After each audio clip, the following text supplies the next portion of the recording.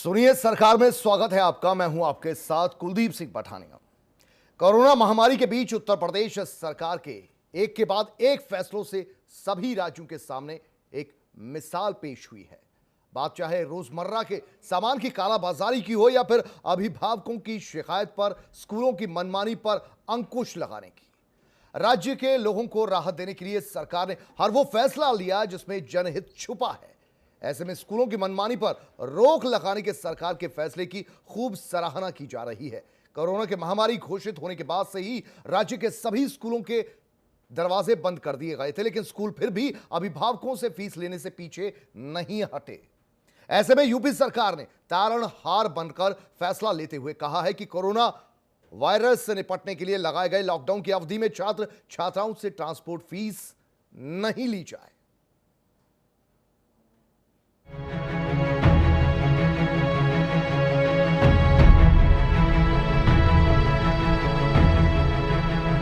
देश भर में हर तरफ कोरोना का खौफ है, लेकिन कई ऐसी खबरें भी सामने आ रही हैं जिनमें महामारी के समय में भी लोग जेब भरने से बाज नहीं आ रहे।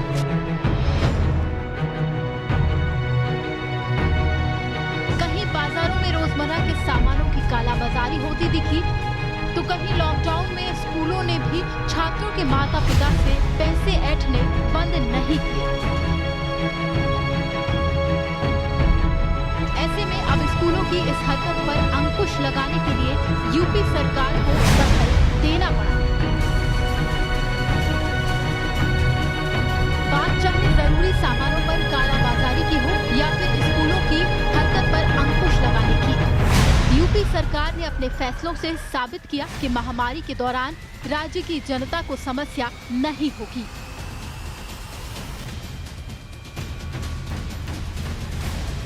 यूपी सरकार ने लॉकडाउन की अवधि में ट्रांसपोर्ट फीस न लिए जाने और ऑनलाइन क्लासेस से वंचित न किए जाने को लेकर महत्वपूर्ण दिशा निर्देश जारी किए। जारी दिशा निर्देश में कहा गया,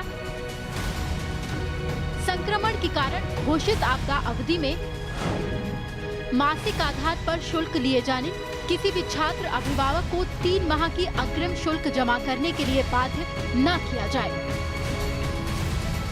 यूपी सरकार ने छात्रों की पढ़ाई का नुकसान ना हो, इस पर गंभीर विचार करते हुए ये भी कहा, स्कूलों द्वारा चलाई जा रही ऑनलाइन क्लासेस में किसी छात्र छात्रा को वंचित न किया जाए। इसके साथ ही शुल्क जमा न किए जाने के कारण किसी छात्र व छात्रा का नाम विद्यालय या स्कूल से नहीं काटा जाएगा। निर्देश में ट्रांसपोर्टेशन फीस पर कहा गया है कि लॉकडाउन के कारण स्कूल बंद है और लॉकडाउन की अवधि में स्कूलों के बंद रहने तक छात्र छात्राओं से परिवहन शुल्क न लिया जाए। प्रदेश सरकार ने यह आदेश पेरेंट्स की ओर से लगातार आ रही उन शिकायतों को लेकर दिया है जिसमें कहा जा रहा था कि स्कूल लॉकडाउन की स्थिति में भी बस fees, sports fees, computer lab fees charge कर रहे हैं। आपको बता दें कि यूपी सरकार के इस फैसले के बाद मानव संसाधन विकास मंत्री रमेश पोखरियाल निशंक ने भी देश भर के स्कूलों से लॉकडाउन के दौरान फीस न बढ़ाने और एक साथ 3 महीने की फीस न लेने की अपील की है। Bureau report, R9 TV, Uttar Pradesh, Uttarakhand.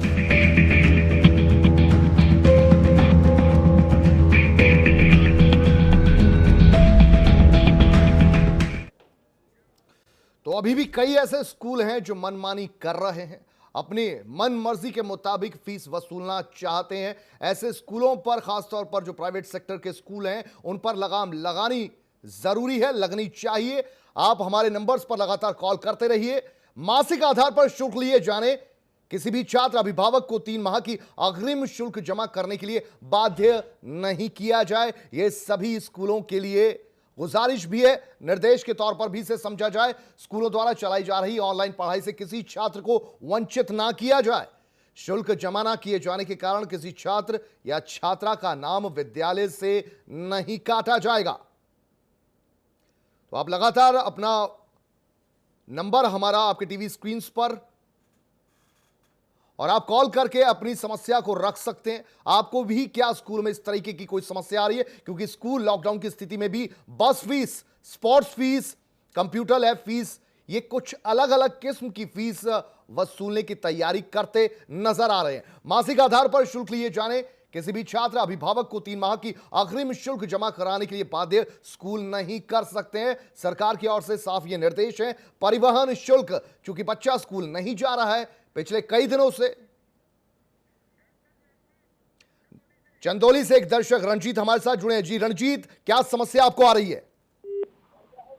Sir मेरी समस्या ये है कि सर सरकार सब कुछ तो करिए लेकिन मिडिल क्लास के बारे में कुछ नहीं सोच रही है।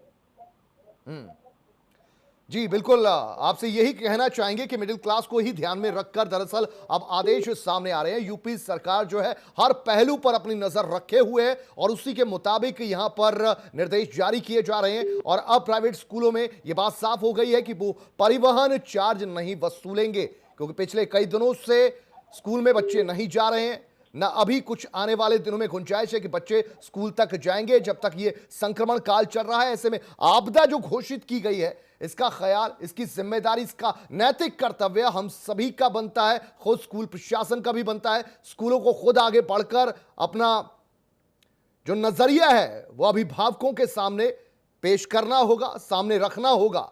स्कूलों द्वारा चलाई जा रही पढ़ाई या किसी भी छात्र को उसके स्कूल में आने के लिए मना नहीं किया जाएगा अगर वो फीस नहीं जमा कराता है। क्वार्टरली फीस जमा कराने की कोई बाध्यता नहीं होगी। इसके अलावा कोई भी कंप्यूटर फीस, लैब फीस या अन्य किसी भी प्रकार की कोई फीस का स्कूल रखता है तो उस पर भी साफ निर्देश है कि वो नहीं होने चाहिए अभी तक, जब तक स्थितियां नहीं सुधरती।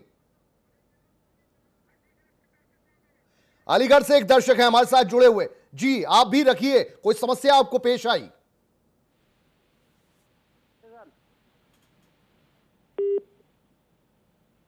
जी हाँ नमस्ते सर। जी नमस्ते। मैं सर ये एक मेरा सुझाव है सर कि सर माननीय योगी चीफ मिनिस्टर साहब ने पहले भी ये घोषणा की थी जब सरकार बनी थी कि हम स्कूल वालों को ये गाइडलाइन देंगे कि वो 20,000 पर किसी भी एडमिशन के टाइम फीस नहीं वसूलेंगे। लेकिन उसके बावजूद ही सर हमसे जो है, हम गए जब एडमिशन के लिए, फिर भी सर हमसे ज्यादा वसूला गया और हमें एक डायरेक्शन लिखा हुआ भी दिखाया कि नहीं, हमारे पास भी गाइडलाइन है यूपी गवर्नमेंट की कि हम ज्यादा ले सकते हैं। तो मैंने सर कहा, मैंने कहा मैं पैसे से अधवक्ता हूँ, आप उसकी मुझे एक फोटो भी दीजिए तो मैं फिर उसको मैं भी फिर देखता हूँ आगे क्या है। तो सर उन्होंने दिखाने से मना कर दिया। और अभिभावक की सर मैं समझता हूँ कि एक मजबूरी हो जाती है कि स्कूल वालों के सामने वो एक तरह से पस्त हो जाते हैं कि उनको अपने बच्चे का फ्यूचर देखते हुए फिर ज्यादा कोई उम्मीद रखना सर मेरे हिसाब से सही नहीं रहता, क्योंकि बात उसके बच्चे के फ्यूचर से जुड़ी होती है सर। चलिए ठीक है, मैं सरकार से ये चाहता हूँ सर। आपका सवाल आ गया सीवी गौतम साहब, आपका सवाल आ गया। इस वक्त सोशल एक्टिविस्ट प्रियंका राणा हमारे साथ जुड़ी हुई हैं, उनसे सवाल करते हैं। प्रियंका, आपसे ये जानना चाहेंगे, ये बताइए कि दरअसल कई शिकायतें सामने आ रही हैं। पिछले कई दिनों से स्कूल बंद हैं, महामारी घोषित हो चुकी है। स्कूल प्रशासन को खुद सामने आना चाहिए कि वो अभिभावकों को क्या क्या रियायत दे सकता है, लेकिन इसके बदले प्राइवेट स्कूल खास तौर पर नए नए बहाने ढूंढते हैं, कुछ ना कुछ किसी तरीके से शुल्क वसूला जाए अभिभावकों से। बिल्कुल। और मुझे लगता है कि स्कूल प्रशासन जो है वो बहुत ही संवेदनशीलताहीन हो चुके हैं। ना ही उनको लोगों से, मतलब पेरेंट्स को लूटने का उन्होंने बहाना जरिया ढूंढ रखा है, ना वो उनकी परेशानी समझ रहे हैं। इस टाइम तो उनको खुद आकर के बोलना चाहिए था। इनफैक्ट उन्होंने फी हाइक तक कर दी है। काफी ये सब चीज होने के बावजूद आप गवर्नमेंट ये तो कह रही है ट्रांसपोर्टेशन फी मत लीजिए, अभी फिलहाल आप फी मत लीजिए, लेकिन जो उन्होंने फी हाइक ऑलरेडी कर दी है उसको हम लोग जब फर्स्ट क्वार्टर ना दे करके एक साथ 2 क्वार्टर्स की फी डिपॉजिट करेंगे तब अभिभावकों को प्रॉब्लम आनी ही है। तो गवर्नमेंट को ये भी देखना पड़ेगा। दूसरा, अभिभावक को भी जागरूक होने की जरूरत है। अभी जैसे कि ये लोग बोल रहे हैं कि हम लोग गए हैं और वहाँ पे हमसे ज्यादा ले ली, तो आप दे क्यों रहे हैं? आप DIOS के पास कंप्लेन कर सकते हैं, आपको बिल्कुल भी एक्स्ट्रा फी देने की जरूरत नहीं है। आप इसकी कंप्लेन DM को कर सकते हैं और अपनी जो भी डिस्ट्रिक्ट है, आप स्टेट है जहाँ पे गवर्नमेंट ने ऑलरेडी एक फी ऑर्डिनेंस बना दिया है, उसमें आप जाकर के रिक्वेस्ट कर सकते हैं कि हमारे एरिया के अंदर DFRC बनाया जाए। DFRC कमेटी होती है जो फी के रिलेटेड जो भी इश्यूज होते हैं उनके बारे में डिसीजन लेती है। तो आप DFRC का अपील कर सकते हैं और वहां पर आप अपनी कंप्लेन दे सकते हैं। स्कूल प्रशासन कभी भी इस तरह से अपनी मनमर्जी नहीं कर सकता है, लेकिन उसके लिए आपको जागरूक होना पड़ेगा, अपनी आवाज उठानी पड़ेगी। परेशानी ये है कि पेरेंट्स अपनी आवाज ही नहीं उठाते हैं, उनको पता ही नहीं है एग्जैक्टली उनके अधिकार क्या क्या हैं, तो वो भी उनको पता होना चाहिए। और जिस तरह से लूटपाट चल रही है, तो मुझे लगता है कि मुख्यमंत्री जी को खुद ऑर्डर्स निकालने चाहिए और इसमें स्ट्रिक्ट एक्शन लेना चाहिए, क्योंकि जो स्कूल प्रशासन है उनके कितने सारे, आप देखिए प्राइवेट स्कूल जो है इतने ज्यादा सरप्लस में है, एक स्कूल से 2 स्कूल बन चुके हैं उनके, इतना प्रॉफिट कमा रहे हैं उसके बावजूद। और समर वेकेशन में तो कभी फी लेनी ही नहीं चाहिए आपकी ट्रांसपोर्टेशन की, उसके बावजूद ये लोग लेते हैं। जब कंज्यूमर किसी चीज को यूज ही नहीं कर रहा है, उसके बाद आप देखिएगा with in 1-2 kilometre non AC buses की जो फीस होती है वो भी इतनी ज्यादा होती है कि आप इजिली ड्राइवर और क्लीनर की सैलरी इजिली निकाल सकते हैं। तो इसमें तो खुली लूट चल रही है और सरकार इस पे एक्शन नहीं ले रही है, बहुत दुखद है। तो मैं तो सभी अभिभावकों से कहूँगी आप जागरूक होइए और कंप्लेंट डालिए और आवाज उठाइए इसके खिलाफ, तभी आपकी आवाज आगे पहुंचेगी। जी, बहुत शुक्रिया प्रियंका राणा आपका हमारे साथ जुड़ने के लिए। और हमें उम्मीद है कि जो दर्शक देख रहे हैं, प्रियंका राणा की जो बातें उन्होंने समझी होंगी, सुनी होंगी और उनके काम की भी ये बातें होंगी, ये भी उम्मीद हम करते हैं। तो बहुत से उपाय हैं क्योंकि सरकार साफ तौर पर निर्देश दे रही है। हालांकि अभी बहुत कुछ और रियायतें दे सकते हैं प्राइवेट स्कूल, उनका भी जिक्र होना चाहिए। जिस तरीके से प्रियंका राणा ने जिक्र किया कि 2 महीने की छुट्टियां ही पड़ती हैं, तो ट्रांसपोर्टेशन जो फीस है उसके अलावा और भी फीस माफ हो सकती है, क्योंकि हम जानते हैं कि प्राइवेट स्कूल्स में कितनी ज्यादा फीस होती है।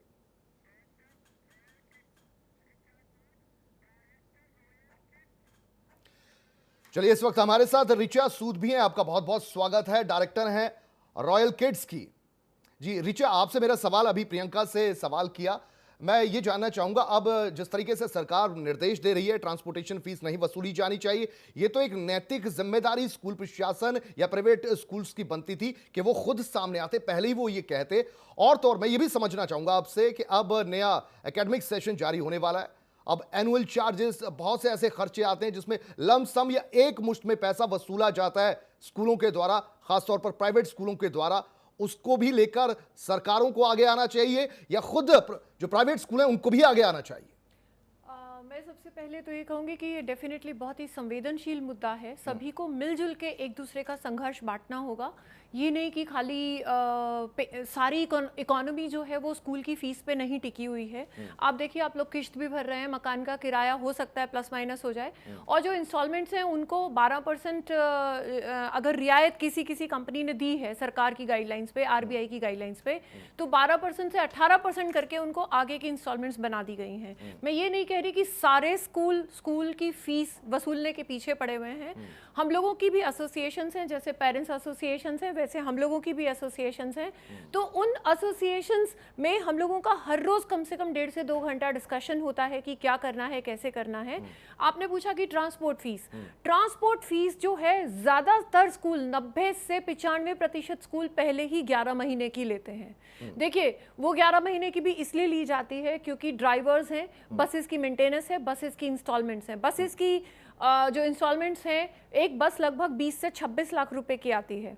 पेरेंट्स की जिद होती है कि नहीं जी, हमारा बच्चा तो AC बस है, AC क्लासरूम है, तो ही हम अपने बच्चे को यहाँ एडमिशन कराएंगे। तो जरूरी नहीं है कि सारे स्कूल उस लेवल के हों और सारे ही स्कूल उतनी ही ज्यादा फीस ले रहे हों। हमें जो स्थितियां, प्रेजेंट जो कंडीशन है, उसको कहीं ना कहीं हमें समझना होगा, डिफरेंशिएट करना होगा हमें। आप जो बातें कर रही हैं बिल्कुल वो लाजमी हो सकती है, सबकी रोजी रोटी चलती है, इतनी इन्वेस्टमेंट है तो आपका उतनी रिकवरी होनी चाहिए, लेकिन हमें यह समझना होगा ये संक्रमण काल है, महामारी एक्ट घोषित हो रखा है, हर कोई स्वेच्छा से बढ़ चढ़कर अपना योगदान दे रहा है। तो ऐसे में स्कूल प्रशासन जिसको कंसेशन में जमीन मिलती है, बहुत से ऐसे प्राइवेट स्कूल हैं कंसेशन में जमीन लेते हैं, अगले 2-4 साल में दूसरे स्कूल खड़े कर लेते हैं, तो वो जो इनकम है उनकी वो बेतहाशा होती है, इसमें कोई दो राय नहीं। मैं इस चीज को यहाँ पर आपकी बात को बिल्कुल सहमत हूँ मैं आपसे कि बहुत सारे स्कूल ऐसे हैं, लेकिन वो स्कूल की परसेंटेज तो आप चेक कीजिए ना। वो स्कूल की परसेंटेज मुश्किल से मुश्किल 10 से 15% है, जो 1 से 10 स्कूल बनाते हैं, 10 से 20 बनाते हैं, आगे फ्रेंचाइजीज देते हैं। लेकिन अगर आप एक शहर में जाएं तो बहुत छोटे छोटे स्कूल्स हैं जो 500, 200, 800 रुपए फीस पे भी चल रहे हैं। तो उनके जो टीचर्स हैं वो 70,000 रुपए या 7th पे कमीशन पे नहीं चल रहे हैं, वो भी बहुत कम सैलरीज में काम कर रहे हैं। और मैं ये मानती हूँ कि जो छोटे स्कूल हैं वो और डबल ट्रिपल मेहनत करते हैं। बहुत कम ऐसे स्कूल हैं जो 2 से 4 और 4 से 5 और 5 से 10 होते हैं। उन स्कूलों में मत जाइए। यहाँ पर मैं एक चीज और कहना चाहूंगी, पेरेंट्स को भी कहना चाहूंगी कि पेरेंट्स ही उन स्कूलों के बाहर खड़े होकर लाइन लगा के एडमिशंस की वेट करते हैं और उसके बाद फिर वहीं पेरेंट्स एसोसिएशंस के पास जाकर के खड़े हो जाते हैं कि जिन्होंने फीस बढ़ा दी। आपकी जितनी पॉकेट है आप उतनी फीस के स्कूल में जाइए ना, कोई पकड़ के बुला के तो नहीं लेके जा रहा है। और इस समय में जो इस सिनेरियो की जो आप बात कर रहे हैं वो बिल्कुल सही है। हम लोगों की जो एसोसिएशन है उन सबने यही फैसला लिया है। रिचा, आपको रोकूंगा। निरंजन एक दर्शक हमारे साथ जुड़े, उनका सवाल ले लेते हैं। जी निरंजन, अपना सवाल पूछिए। हेलो सर, कह रहे हैं सर ये जो लॉकडाउन हुआ है उसमें बच्चों लोग का फीस स्कूल वाले मांग रहे हैं, तो हम लोग उसमें क्या कर सकते हैं?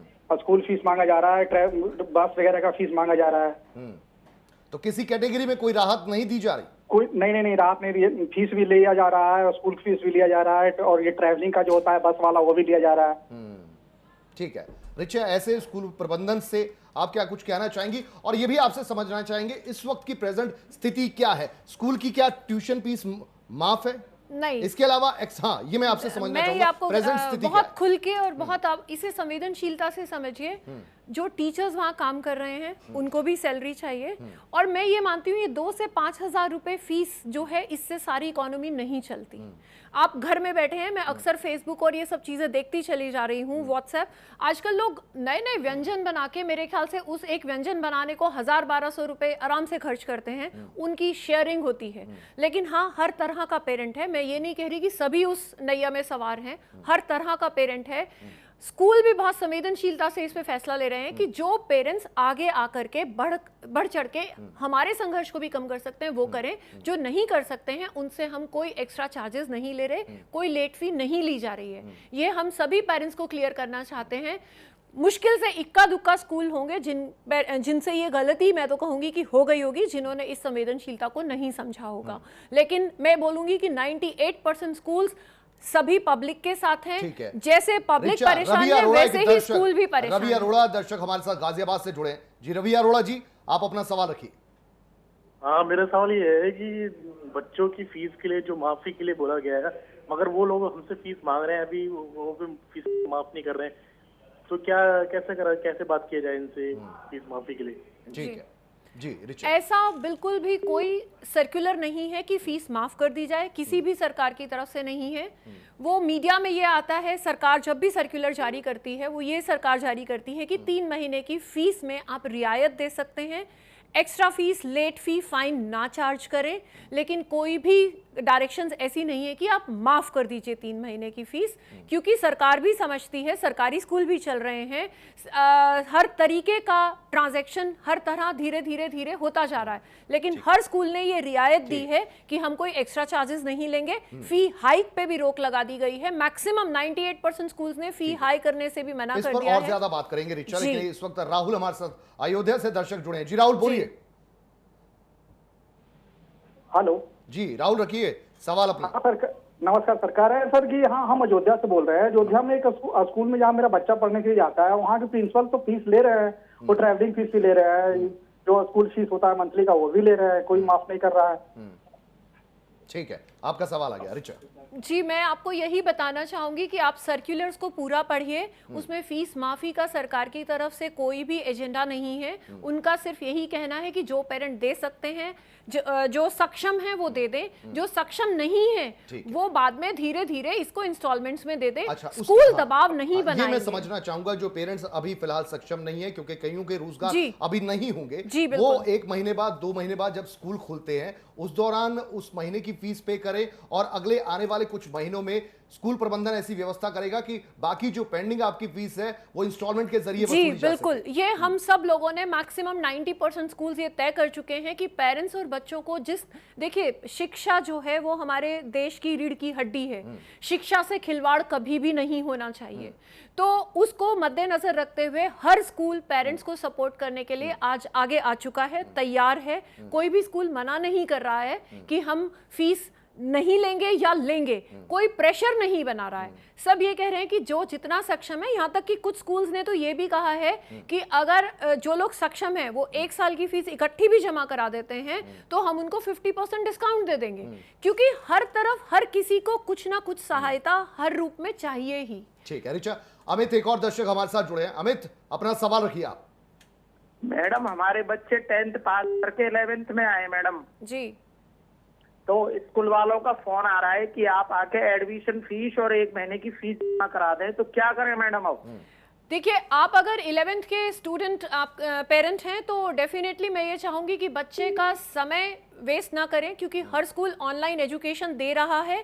अगर आप सक्षम हैं तो स्कूल से बात करके कुछ अमाउंट जमा करा के एटलीस्ट बच्चे की ऑनलाइन एजुकेशन, जैसे कि सरकार की भी गाइडलाइंस हैं कि ऑनलाइन एजुकेशन शुरू करवा दें ताकि बच्चे का आगे का लॉस ना हो। जितने भी आप सक्षम हैं, हर स्कूल आपको आज मदद करने के लिए तैयार है। आप जितने भी सक्षम हैं उतना अमाउंट जमा करा के अपने बच्चे का समय बचाएं, बच्चे की पढ़ाई को बचाएं, क्योंकि पढ़ाई अल्टीमेटली पढ़ाई ही काम आएगी। लेकिन रिचा मैं अभी आपसे ये समझना चाहूंगा, ठीक है फीस ट्रांसपोर्टेशन फीस तो बाकायदा नहीं बनती क्योंकि बच्चा इन दिनों स्कूल नहीं जाता। आपने और भी एक मर्म आपने रखा कि वहां पर एम्प्लॉयज भी हैं, टीचर्स भी हैं, गार्डनर्स भी हैं, सिक्योरिटी वाले भी हैं, सबकी व्यवस्था स्कूल को करनी है। लेकिन मैं आपसे ये समझना चाहूंगा ऑपरेटिंग कॉस्ट क्या होती है स्कूल की। हालांकि ये बड़ा मुद्दा है। मोहित एक और दर्शक हमारे साथ जुड़े हैं। जी मोहित अपना सवाल रखिए पहले। जी मोहित भैया करते ये पूछेंगे सवाल कि आपको फीस माफ करनी चाहिए कि नहीं। मैं कहा भाई से बात कर लेंगे, वो फोन आई भैया, फोन कहाँ? जी चलिए आपका सवाल आ गया रिचा मैं ये जानना चाहूंगा, ठीक है बाकायदा जो आपकी फीस है अभी 1-2 महीने अगर नहीं दे सकते वो इंस्टॉलमेंट में आपको मिल जाएगी, स्कूल को मिल जाएगी। ट्रांसपोर्टेशन फीस क्योंकि उसका कोई तो कभी बनता नहीं है तो वो माफ। लेकिन एनुअल चार्जेस इस वक्त नए एकेडमिक सेशन में 5-10 हजार से ये एनुअल चार्जेस शुरू होते हैं, 50,000 लाखों तक भी चले जाते हैं। जी बिल्कुल जाते हैं जी। मैं वो स्कूल और पेरेंट्स की कैटेगरी पे डिपेंड करता है। हाँ वो स्कूल की कैटेगरी पे डिपेंड करता है, लेकिन स्कूल को चाहिए एक मुश्त जो पैसा आता है उस पर कहीं ना कहीं वो अभिभावकों को राहत दे दे। एक बड़ी रकम होती है, आसानी से दे नहीं पाएगा कोई। मैं आपकी बात से बिल्कुल सहमत हूँ, पेरेंट्स की बात से भी मैं बिल्कुल सहमत हूँ। बहुत सारे स्कूल इस तरीके से आगे आ रहे हैं, मान लीजिए उनकी 2,000 रुपए फीस है तो उन्होंने एनुअल चार्जेस को इसमें ही मिक्स कर दिया है कि आप जब भी सक्षम हो इसको 3,000 रुपए या 3,500 रुपए करके उनको उन्होंने डिवाइड कर दिया है। नोएडा से एक और दर्शक जितने आप सक्षम हो उतना पे कर दीजिए। जी नोएडा से एक और दर्शक जुड़े। जी रखिए अपनी बात। जी जी जी मेरा तो बच्ची अभी छोटी ही है और वो अभी एक प्री स्कूल में है, तो बस मुझे थोड़ा सा ये है समझ में आ रहा है कि वो थोड़ा एक टफ पार्ट हो गया है। और दूसरा कि जो कि बच्चों का अभी समझ नहीं आ रहा है, जो 3 महीना जा रहा है स्कूल जिसका फीस लेता है वो लेगा या नहीं लेगा अभी तक वो क्लियर नहीं हुआ है, और लेगा तो वो हम लोग कैसे पे करेंगे? बड़ा सवाल। जी रिचा एक और सवाल मेरा, क्योंकि वक्त अब थोड़ा कम है, मैं आपसे ये समझना चाहूंगा, मान लीजिए आपकी ट्यूशन फीस है, ट्रांसपोर्टेशन फीस है, अनदर जो चार्जेस स्कूल वसूला करते हैं, कुल मिलाकर ये आपकी महीने की हो गई 10,000। अब इसमें से वो माफ कर देंगे, ऐसा हो जाएगा, उसको एडजस्ट कर देंगे। लोगों को समझ नहीं आता और कंफ्यूजन में शख्स रहता है, कोई भी अभिभावक हो। कुछ ऐसा नहीं हो सकता कुल मिलाकर जो आपके जितने भी कंपोनेंट्स हैं 10,000 आपकी फीस बनती है, कम से कम ये जो संक्रमण काल है, कम से कम जब लोगों के रोजगार नहीं है उन 2-3 महीनों के लिए सीधा आप एक कट कीजिए 70% का, 60% का आपकी 10,000 फीस है, आपको 3,000 देने होंगे। अगले महामारी एक्ट जब तक लागू है, जब तक महामारी का प्रकोप देश में है। जी बहुत सारे स्कूलों ने ये कदम भी उठा लिए हैं। पेरेंट्स को उतनी ही रिक्वेस्ट की जा रही है जितनी की टीचर्स की और एम्प्लॉयज की सैलरी निकल आए। और मान लीजिए बिजली का बिल जा रहा है या जो छोटा मोटा खर्चा जो फिक्स्ड स्कूल में जाता है, बहुत सारे स्कूल ऐसे आगे आ चुके हैं और उन्होंने पेरेंट्स को यही रिक्वेस्ट किया है कि सिर्फ और सिर्फ जो स्कूल की रनिंग कॉस्ट है, जो ऑपरेटिंग कॉस्ट है, उसको हम बियर कर सकें और आप उतना ही पे कर दीजिए। हम कोई भी स्कूल इस समय पेरेंट्स पे दबाव नहीं बना रहा है, ये जग जाहिर है। और मैं ये कहूंगी हर एक पेरेंट्स से कहूंगी कि शिक्षा को खिलवाड़ ना समझें, केवल शिक्षा ही आगे जाके आपके बच्चे का सहारनपुर भविष्य से एक और बनाएगी। दर्शक नीरज हमारे साथ जुड़े हूं। नीरज, अपना सवाल रखिए आप। सहारनपुर से नीरज अग्रवाल। मेरा तो अभिभावक समिति का अध्यक्ष हूँ भैया मैं तो जय करने के इसके अंदर ये सुझाव लगा स्टेट गवर्नमेंट के लिए, जो इन्होंने जय करने के स्पोर्ट्स फीस और ट्रांसपोर्टेशन फीस है और कंप्यूटर लैब फीस है, स्टेट गवर्नमेंट को स्ट्रिक्टली 3 महीने के लिए संक्रमण काल में बैन लगाना चाहिए। बिल्कुल। चलिए, आपका सवाल आ गया जी रिचा। और रिचा, मैं एक चीज और जानना चाहूंगा, ये माना जाता है अभिभावकों में, चाहे वो अच्छे से अच्छे स्कूल में पढ़ाते, जैसे भी स्कूल में पढ़ाते, उनके दिमाग में, उनके मन में ये चलता है, और दुनियादारी शायद उन्होंने भी देखी है, उनको ये लगता है कि स्कूल, किसी भी प्राइवेट स्कूल की 30-40% से ऊपर ऑपरेटिंग कॉस्ट नहीं होती, बाकी जो पैसा जाता है वो मालिकों को या फिर जो भी ऑनर है स्कूल के, उनके खाते में ही जाता है। जी, मैंने पहले भी आपको बताया कि ऐसे स्कूल पूरे हिंदुस्तान में हमारे लगभग 5500 प्राइवेट स्कूल हैं। तो उन 5500 स्कूलों में से अगर आप बात करें तो 5500 तो यूपी के ही हैं, हिंदुस्तान में तो बहुत ज़्यादा हैं, लेकिन उसमें जो है अगर हम बात करें तो उसमें जो ऑपरेटिंग कॉस्ट है, जो जिस तरीके से आप कह रहे हैं कि 30-40%, वो केवल 5 से 10% स्कूल्स में इतनी ज़्यादा है कि मतलब मालिकों को बचता है। लेकिन मैं आपको ये सच्चाई जाहिर करना चाहूँगी कि जो वास्तविक सेवा वाले स्कूल हैं, जिनका मुद्दा बिजनेस नहीं है, उनके पास मुश्किल से अपनी रोजी रोटी के लायक भी बचता है। यही बहुत बड़ी बात है, क्योंकि इतना आसान नहीं है स्कूल चलाना। सबसे पहले स्कूल की बिल्डिंग ही बहुत कुछ ले लेती है, उसके ऊपर लोन होते हैं, बहुत सारी चीजें ऐसी होती हैं। और आपने जैसे अभी ये सवाल था कि कंप्यूटर फीस वगैरह, ये डेफिनेटली आपकी बात सही है। और अगर आप देखेंगे तो ज्यादातर स्कूल इन सब चीजों को इस समय नहीं चार्ज कर रहे हैं। चलिए, बहुत बहुत शुक्रिया रिचा हमारे स्टूडियो में आने के लिए और दर्शकों के सवालों का जवाब देने के लिए। तो सुनिए, सरकार में फिलहाल के लिए इतना ही, और हमें उम्मीद है कि सरकार जरूर सुन रही होगी। ट्रांसपोर्टेशन चार्जेस अभी फिलहाल मनाही हो गई है, आगे आने वाले दिनों में अगर दिन और ज्यादा गंभीर होते हैं तो कुछ और बढ़कर भी सरकार कुछ करेगी जनता के हित के लिए। बहुत बहुत शुक्रिया आपका।